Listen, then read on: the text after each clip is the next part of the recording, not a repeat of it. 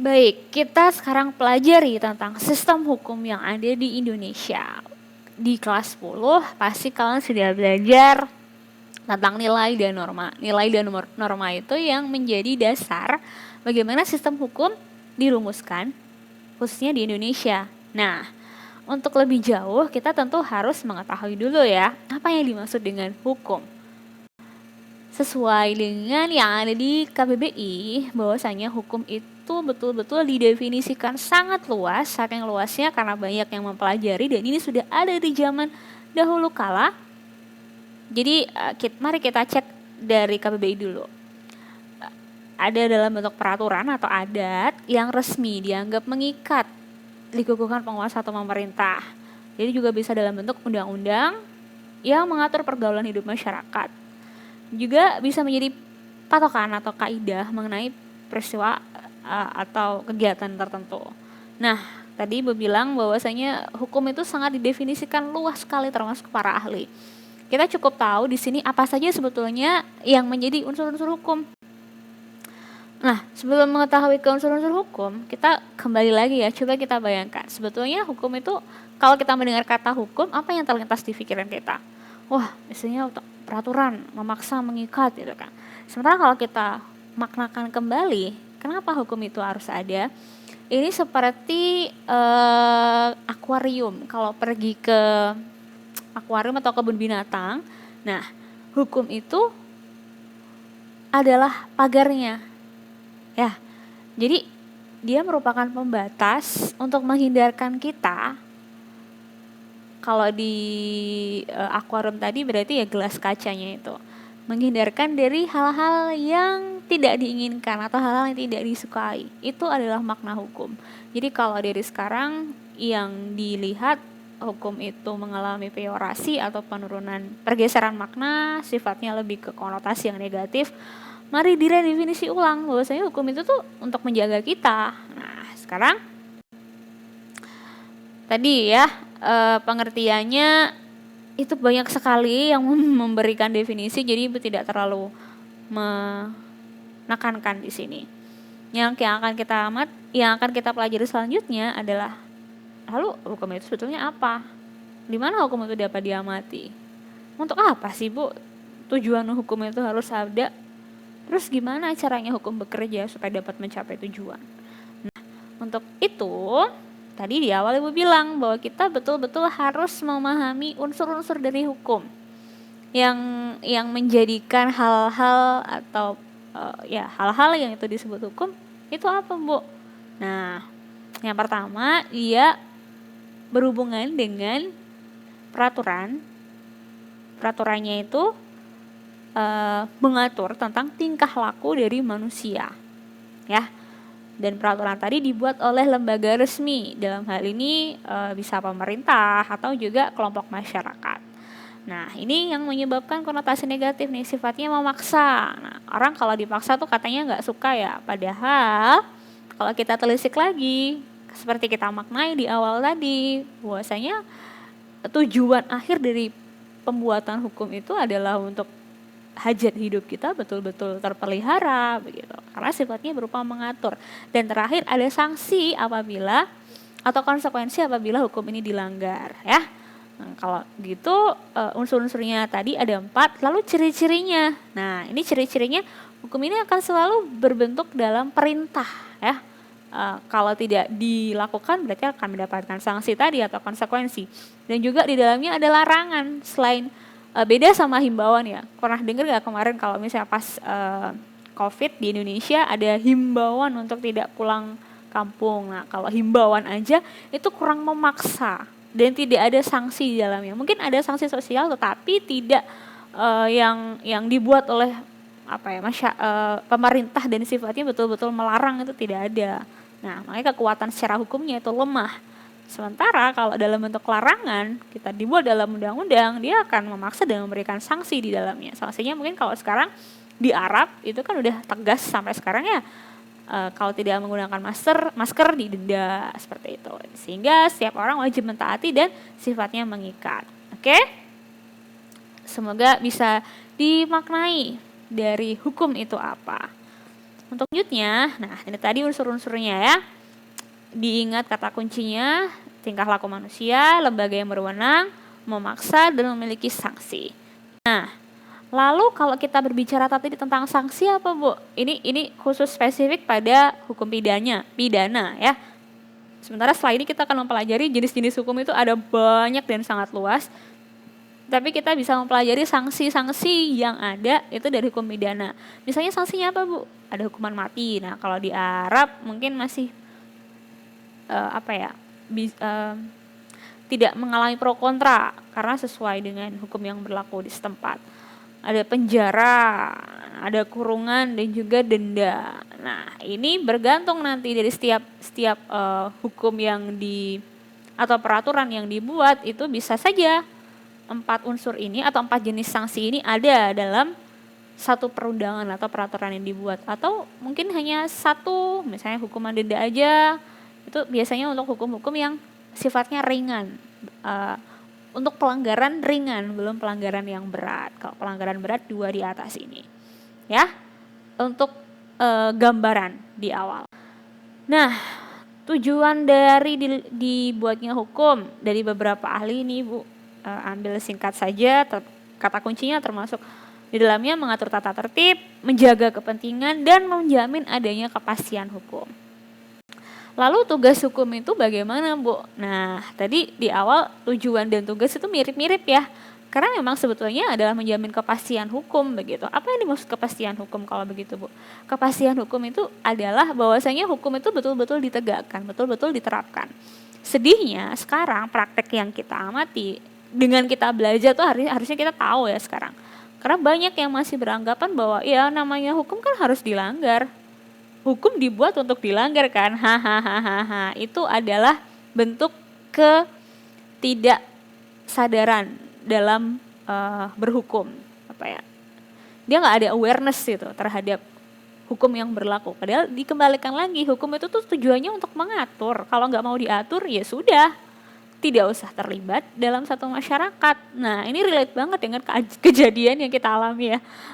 Di kelas kita buat kesepakatan walaupun tidak secara tertulis dan disahkan oleh lembaga resmi, tapi kita kelompok masyarakat, kita adalah satu kelompok pergaulan di kelas itu, dan kita buat kesepakatan, ada sanksi juga yang mengikuti ketika dilanggar. Nah, tinggal kita betul-betul harus menjamin nih kepastian dari kesepakatan dan hukum yang kita buat itu betul-betul berjalan. Untuk apa sebetulnya, Bu? Ya untuk menjamin adanya ketertiban, supaya di kelas kondusif, ibu mengajar kondusif, kalian belajar kondusif, menciptakan kedamaian, ketentraman, kemakmuran, dan segalanya intinya yang positif kok yang dibuat itu ya. Dan utamanya adalah tidak ada tindakan main hakim sendiri. Nah, main hakim sendiri ini mungkin kalau di sini ya namanya manusia kan ya, kalau tidak memiliki kesadaran hukum ya kejadian-kejadian yang tidak diinginkan pasti akan terjadi. Jadi untuk apa kita belajar ini? Untuk lebih meningkatkan awareness kita, menguatkan lagi bahwasanya sebagai manusia kita harus memiliki kesadaran hukum yang tinggi. Karena tujuannya kita sebagai hablum minan nas, hidup damai, tentram, bahagia, dan yang indah-indah untuk hidup di dunia. Oke. Sekarang kita masuk ke sub materi selanjutnya, ini tentang penggolongan hukum. Ini ada lumayan banyak nanti dan Ibu tidak akan secara lengkap menuliskan. Jadi untuk kalian yang ingin mendapatkan materi lengkap nanti sambil mendengarkan Ibu, sambil di catatannya dilengkapin di buku. Ya, kemarin kan udah dibikin tuh ringkasannya ya kan, rangkuman dari materi, bukan menyalin 39 slide itu, tapi dirangkum. Nah, jadi kalau dirangkum nanti ditambahkan ada yang kurang-kurang atau ada poin-poin yang penting. Oke.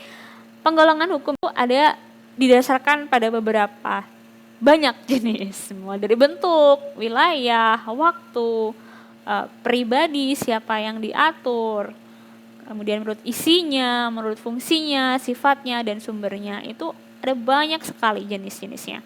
Nah, kita breakdown satu-satu lah ini ya.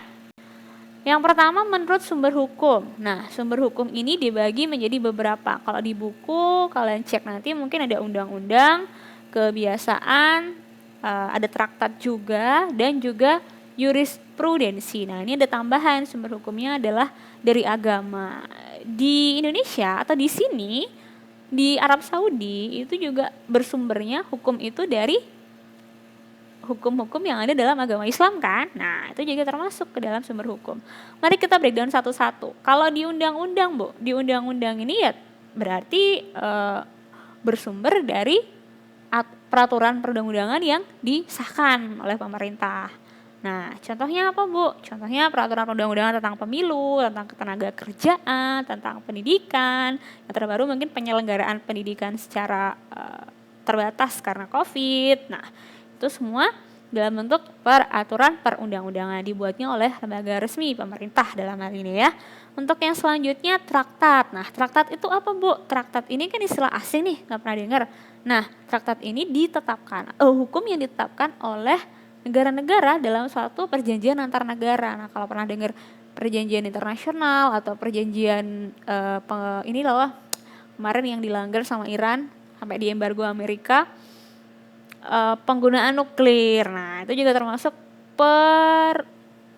peraturan atau hukum yang dibuat oleh perjanjian antar negara. Ada lagi misal tentang ini pencegahan dan juga penanggulangan global warming. Nah, biasa seperti itu. Ini perjanjian antar negara ini selain meliputi unsur-unsur ekonomi, politis, juga bisa ke arah geografis. Misalnya Undang-Undang ZEE itu yang batas-batas wilayah perairan. Nah, itu juga termasuk perjanjian antar negara. Nah, yang selanjutnya kebiasaan. Nah, kebiasaan ini sering di mismatch gitu loh, disalahartikan Yang sering kita dengar kebiasaan ini adalah hukum, kalau di negara kita adalah namanya hukum adat. Nah, negara kita multikultur berdasarkan suku-suku yang ada di dalamnya, ya kan? Setiap suku itu memiliki peraturan atau kebiasaan setempat. Nah, kalau dibukukan itu menjadi yang namanya hukum adat.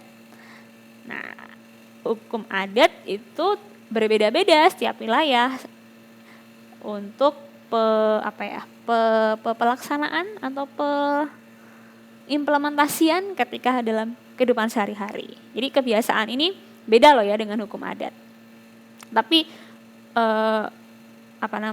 hukum adat itu bersumber pada kebiasaan masyarakat setempat. Oke? Nah, selanjutnya jurisprudensi. Ini terbentuk karena ada keputusan hakim. Jadi kalau misalnya hakim itu melakukan persidangan, lalu biasanya persidangan nanti kan ada keputusan tuh. Nah, keputusan itu ini namanya jurisprudensi. Ada juga doktrin ahli hukum. Nah, kalau kita berbicara tentang hukum itu kan nanti ada masuk mata kuliahnya ya. Nah, kalau yang IPS juga banyak kok anak-anak yang akhirnya switching gitu. Dari IPA lalu ke IPS, nanti ambilnya apa? Oh, ambil hukum. Karena subjek dan juga lapangan pekerjaan dari hukum ini sangat-sangat luas.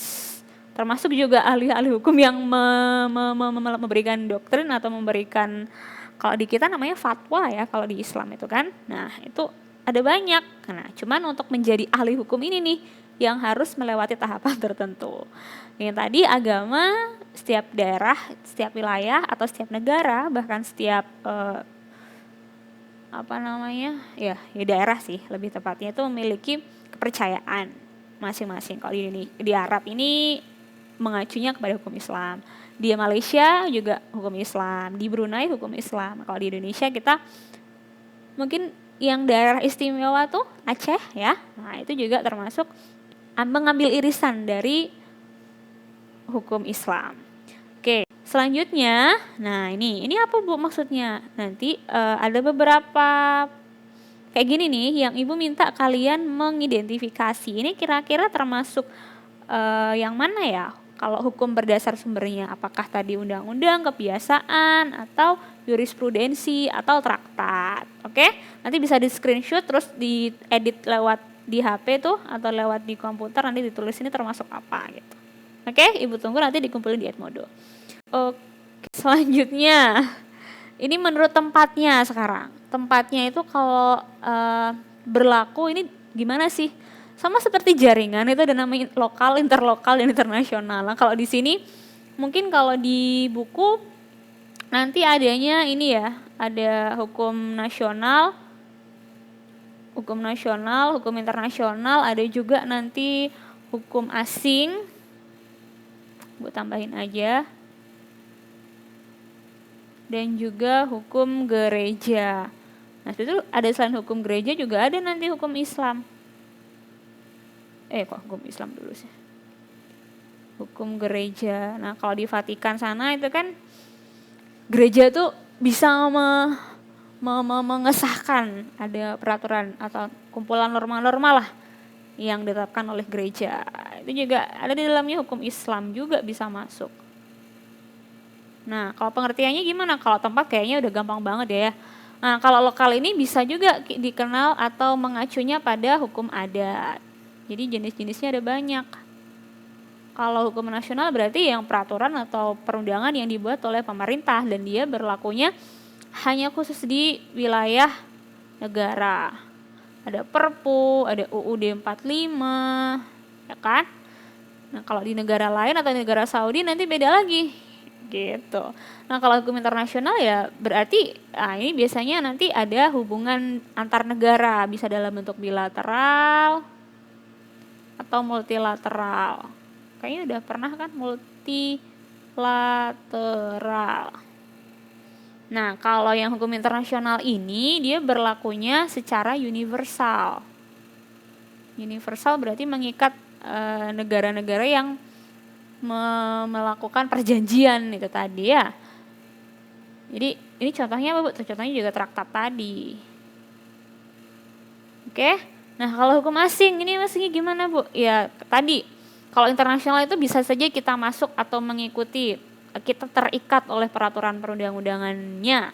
Tapi kalau hukum asing itu betul-betul yang tidak terlepas sama sekali dari negara. Jadi negara lo ya negara lo, negara gue punya peraturan, negara lo juga punya peraturan sendiri yang nggak bisa ditetapkan sembarangan gitu kan. Misalnya kalau di Singapura atau di Jepang, nggak ada di Jepang itu udah jadi kebiasaan sih. Kalau yang Singapura itu membuang sampah, makan permen karet aja karena denda, karena peraturan ya kan. Kalau di Indonesia mah ya gitu deh. Nah, kalau tadi hukum gereja itu kumpulan norma-norma yang ditetapkan sama gereja. Kalau di hukum Islam itu berarti kita tentang fikih Islamnya ya. Oke. Next. Oke. Nah, sekarang berdasarkan bentuknya, Bu. Berdasarkan bentuknya apa sih, Bu? Sebenarnya dibagi menjadi dua nanti, secara tertulis dan juga tidak tertulis. Nah, apa, Bu, pengertian kodifikasi? Nah, tertulis itu nanti ada dua jenis anak-anak ya. Ada yang secara dikodifikasikan, kodifikasi, dan tidak dikodifikasi. Apa Bu bedanya? Kodifikasi itu dibukukan.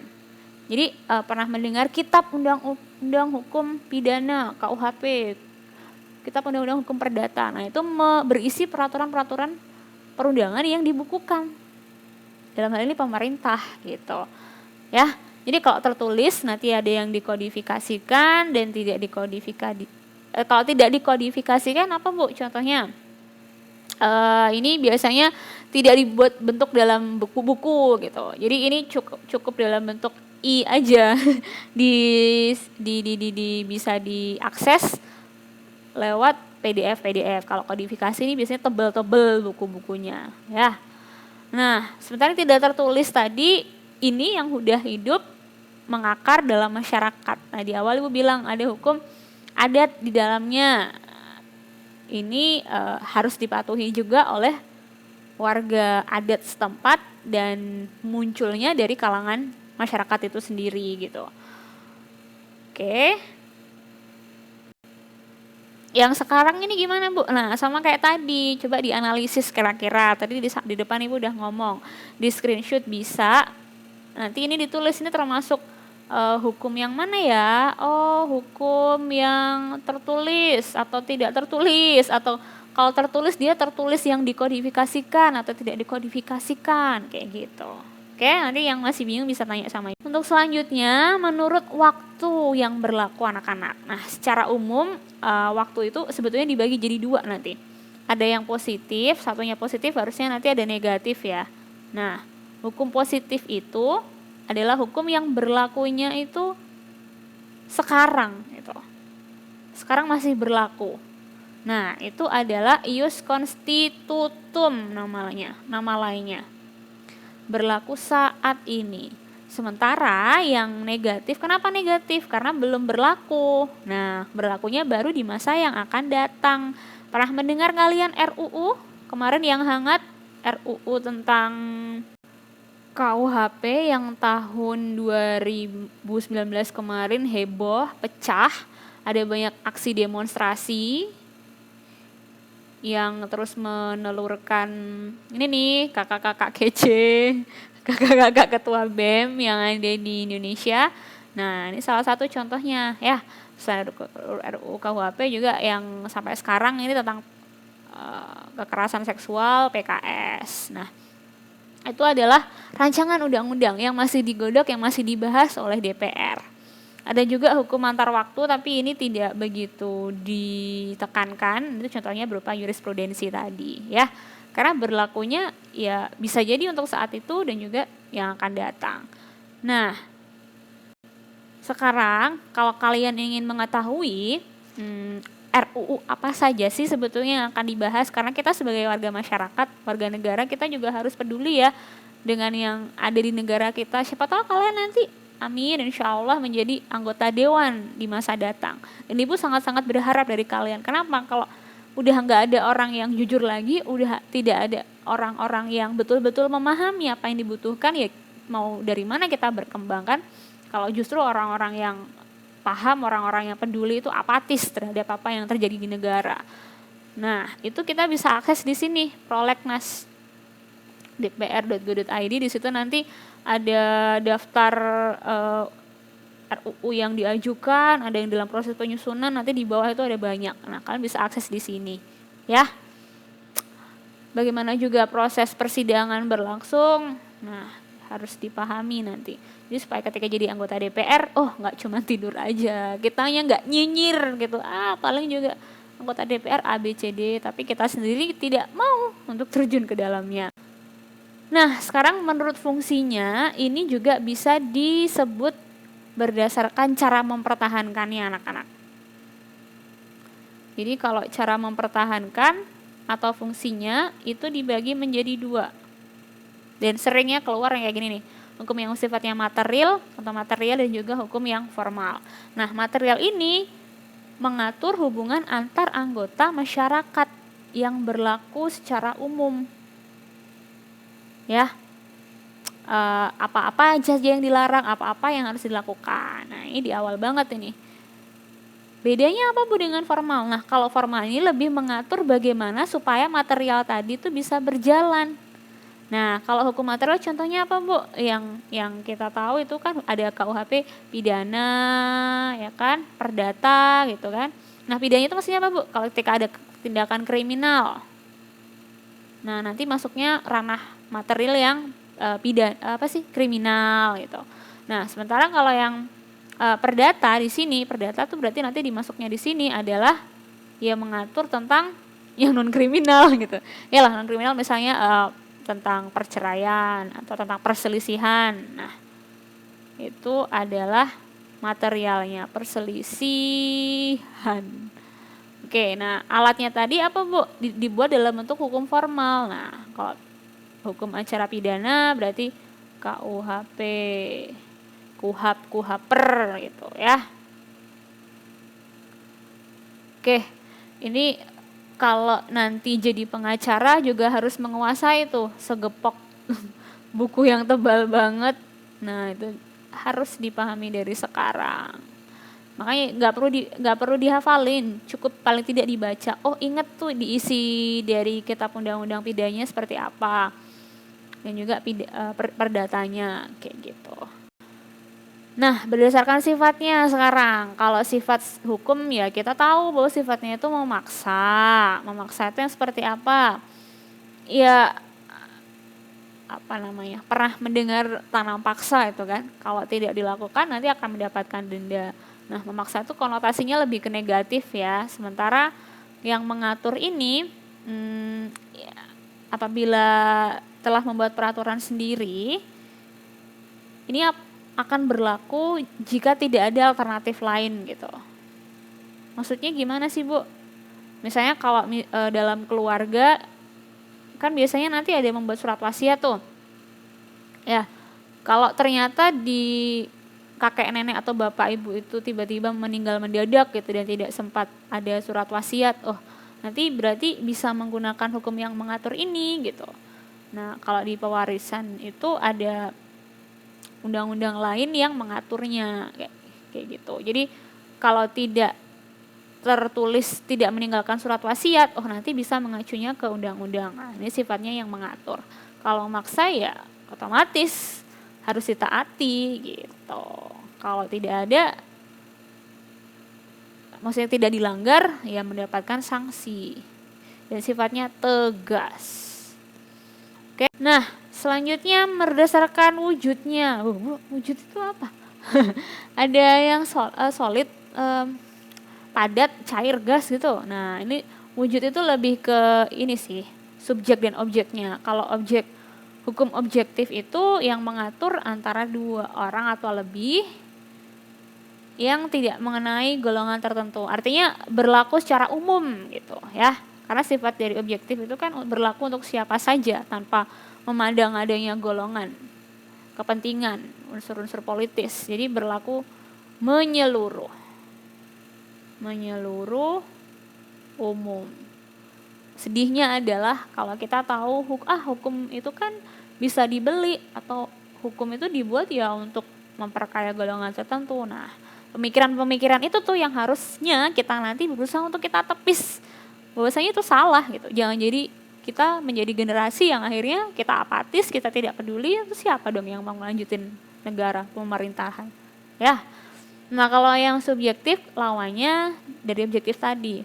Ini bisa dalam bentuk akibat atau konsekuensi yang muncul dari penerapan hukum objektif. Ini berlakunya hanya terdapat untuk satu orang tertentu.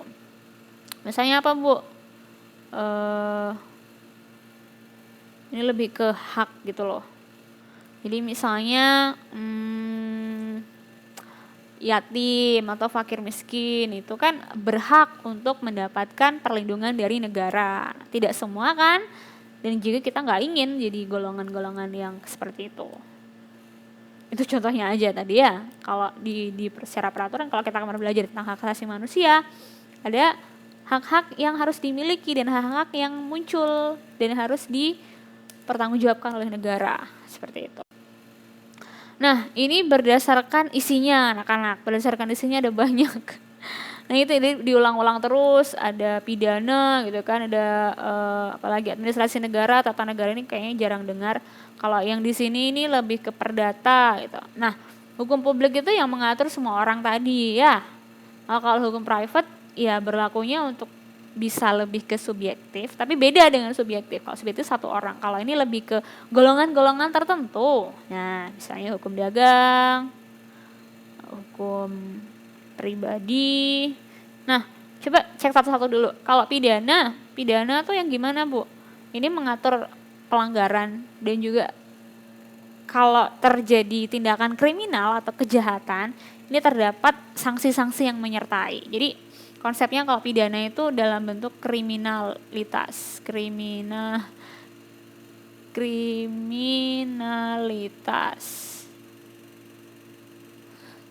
Nah, kalau yang tata negara, berarti hubungannya dengan kenegaraan. Mengatur bagaimana hubungan antar negara dengan bagian-bagiannya kenegaraan. Jadi misal sekarang presiden itu dibantu oleh menteri, nanti ada lembaga yudikatif, ada lembaga eksekutif, ada lembaga legislatifnya kayak gitu.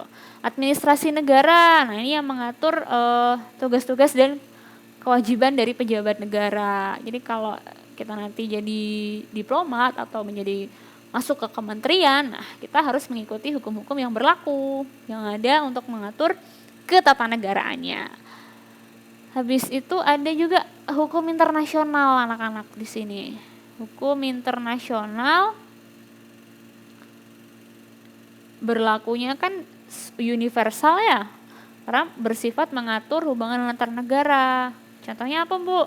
Contohnya misalnya hukum tadi Ibu di awal udah sebutin, ada tentang mengatur perairan, mengatur traktat untuk lingkungan hidup, ada juga yang mengatur tentang perang internasional. Nah, itu hukum internasional. Kalau yang private, yang belum kalian tahu apa? Insya Allah bisa dipahami kok. Pokoknya intinya private itu hukum-hukum perdata, lawannya bukan lawannya sih. Biasanya yang ada pidana, nanti yang sering kita dengar juga ada perdata. Nah, kalau perdata mengatur hubungan antar individu. Jadi untuk mengurangi, saya ada perselisihan, ada persengketaan lahan, ada persengketaan tentang perkawinan gitu kan. Hak asuh anak, lalu harta gono gini, warisan. Nah, keluarga itu masuknya ke ranah private.